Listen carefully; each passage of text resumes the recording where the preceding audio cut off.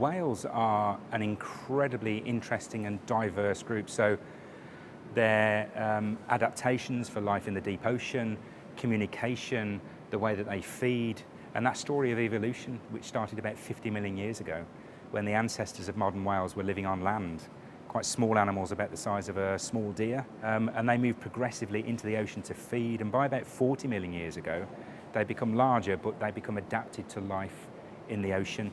One of the things that we've done is, with this Whales Beneath the Surface exhibition, is use exclusively material from our own research collections. And the Natural History Museum has great galleries, but we have a research collection that scientists and all kinds of people use. 80 million specimens that's been put together over the past 250 years.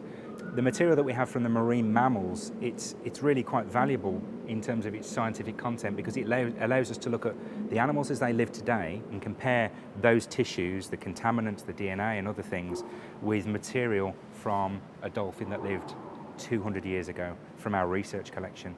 To make those time series comparisons is really important for scientists, so this is a globally important scientific resource. There are 90 species of whales and dolphins that we're aware of around the world, and a significant number of them are endangered. This whale, this is the Thames whale, this northern bottlenose whale, which is a deep water feeder, made its way through the Thames estuary and up the River Thames as far as Battersea Bridge. But what it did, it kind of really crystallised people's understanding of, actually, we live on a small island and we're surrounded by at least 27 different species of whales and dolphins. In our waters alone, it's an incredibly rich area.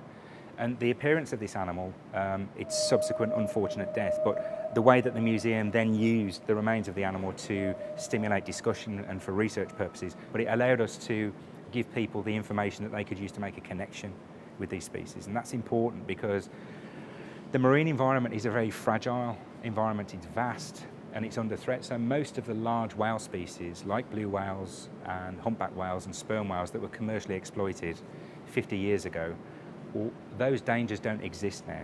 Commercial whaling has stopped, but there are other threats to whales and dolphins, and we need to make people aware of what those threats are and get them involved with trying to improve the situation.